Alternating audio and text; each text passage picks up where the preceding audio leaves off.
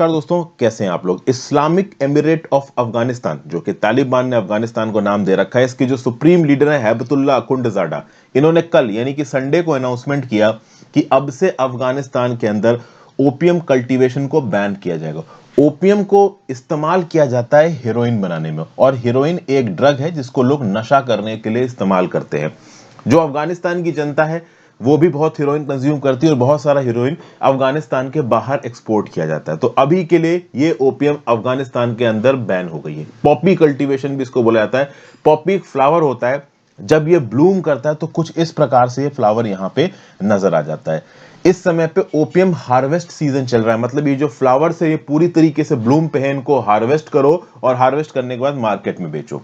अब यहां पे तालिबान की लीडरशिप ने स्ट्रिक्ट ऑर्डर इशू कर दिए कि किसी भी फार्मर ने इनको हार्वेस्ट करके बेचा मार्केट में तो उसके क्रॉप्स जला दिए जाएंगे, उसको शरिया लॉ के अंडर सजा दी जाएगी। लेकिन फार्मर्स भी यहां पे क्या करें, फार्मर्स को पता है कि इस प्रकार के फ्लावर्स का गलत तरीके से इस्तेमाल किया जाता है, नारकोटिक्स बनाने में इस्तेमाल किया जाता है।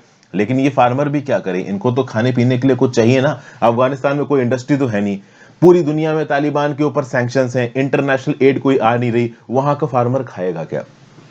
तो अब बात ये उठती है कि तालिबान ने यहां पे बैन लगाया क्यों है। बैन इसलिए लगाया क्योंकि इंटरनेशनली देखिए 15 अगस्त 2021 को तालिबान ने कब्जा कर लिया अफगानिस्तान के ऊपर। उसके बाद से बहुत सारे फैक्टर्स को लेकर तालिबान को क्रिटिसाइज किया गया है। एक तो डेमोक्रेसी को लेके, ह्यूमन राइट्स को लेके, वुमेन्स राइट को लेके। उसके बाद एक और जो बहुत मेजर चीज थी वो थी ड्रग कल्टीवेशन, पॉपी कल्टीवेशन, जो कि बहुत मेजर स्केल पे होता है अफगानिस्तान में। 1.4 बिलियन डॉलर्स की इंडस्ट्री थी ये पॉपी कल्टीवेशन इन 2017। आज भी उससे कम की नहीं होगी, और ये ड्रग्स पूरे दुनिया भर में एक्सपोर्ट किए जाते हैं। इंडिया के एक पोर्ट पे भी अफगानिस्तान से ड्रग के, ओपीएम के आए हुए कुछ कंटेनर्स पकड़े गए। तो उसके बाद एक बहुत लंबी इन्वेस्टिगेशन चली है। और ये जो तालिबान ने अभी के लिए ओपीएम पॉपी का कल्टीवेशन बैन किया है, क्यों बैन किया है? क्योंकि वो इंटरनेशनल एक्सेप्टेबिलिटी पाना चाहते हैं, इंटरनेशनल रिकॉग्निशन पाना चाहते हैं। देखिए तालिबान को यह पता है कि अफगानिस्तान के अंदर उनका राज हो चुका है, राज अब हटाया नहीं जा सकता। जरूरी है इंटरनेशनल एक्सेप्टेबिलिटी पाना। जब उनको इंटरनेशनल एक्सेप्टेबिलिटी मिलेगी तभी उनको इंटरनेशनल एड मिलेगी, दूसरी कंट्रीज आके अफगानिस्तान की धरती में इन्वेस्टमेंट करेंगी वगैरह वगैरह। अच्छा, पिछली बार जब तालिबान का रूल रहा था 1990s में, उसमें भी 2000 के लगभग उन्होंने ओपीएम कल्टीवेशन को बैन कर दिया था। लेकिन 2001 में अमेरिका आया, उन्होंने उसको खदेड़ मारा तालिबान को बाहर, और उसके बाद से फिर से इलीगल तरीके से ओपीएम कल्टीवेशन शुरू हो गया।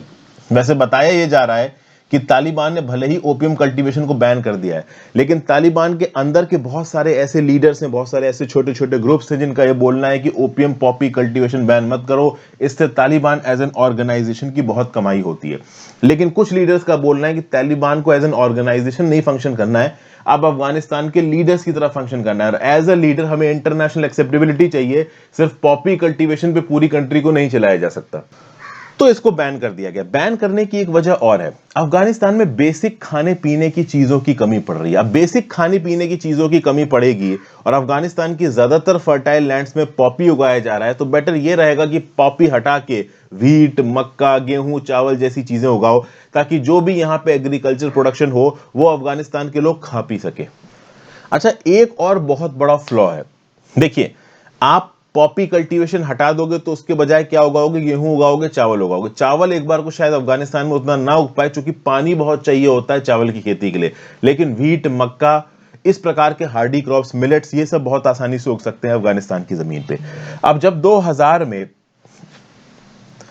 तालिबान की जो उस समय की सरकार थी उसने पॉपी कल्टीवेशन पे बैन लगाया था, तो उसके बाद फार्मर्स ने व्हीट उगाने शुरू कर दिए। व्हीट अच्छा खासा उगा भी, लेकिन व्हीट मार्केट में नहीं बिचा, सड़ गया ग्राउंड्स पे। क्योंकि अफगानिस्तान एक बड़ा जमीन है, बहुत सारे पहाड़ी इलाके हैं, बहुत सारे रूरल इलाके हैं। तो गांव में लोगों ने व्हीट का प्रोडक्शन जरूर किया, लेकिन वो व्हीट की क्रॉप शहरों तक पहुंची ही नहीं, दूसरे इलाके तक पहुंची ही नहीं। क्योंकि ना अफगानिस्तान में रोड्स थी, ना ही अफगानिस्तान में किसी प्रकार का इंफ्रास्ट्रक्चर था, ना ही वहां पे कोई रेल नेटवर्क डेवलप था।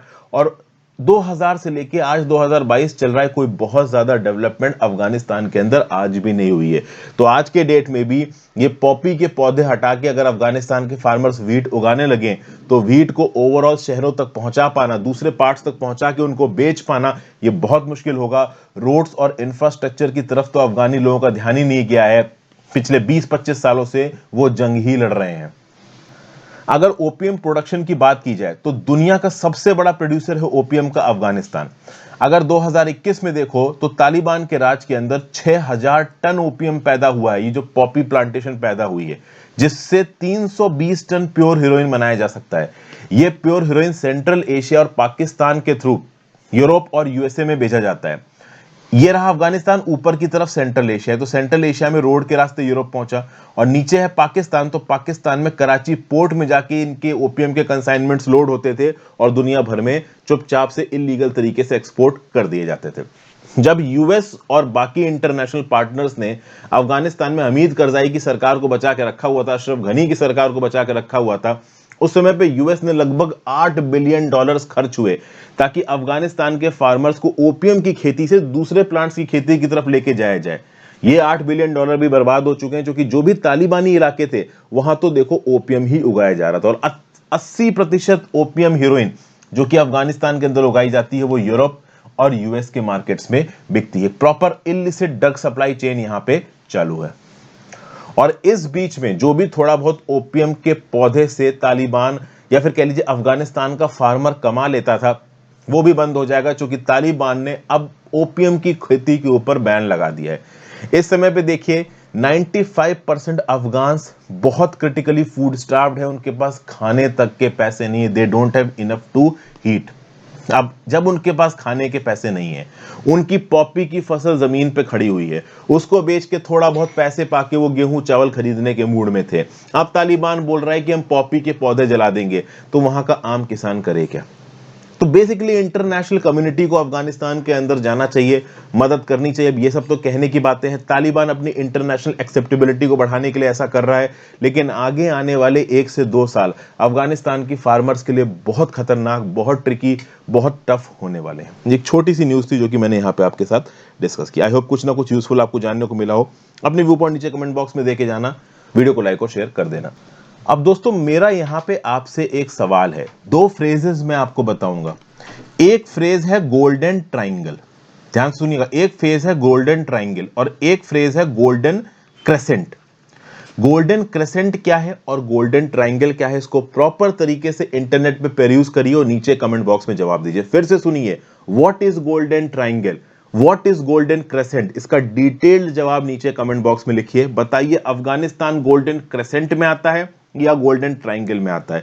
ये गोल्डन ट्राइंगल या गोल्डन क्रेसेंट किसी भी क्वेश्चन में आपके सामने आ सकता है, तो आपको इनके बारे में जानकारी होनी चाहिए। लेट्स सी कमेंट में कौन सही जवाब देता है। जीएस पेपर 2 इंटरनेशनल रिलेशंस के रिस्पेक्ट में न्यूज इंपॉर्टेंट थी। Thank you for watching. ज्यादा से ज्यादा लोगों के साथ लेक्चर को शेयर करना, if possible click the join button.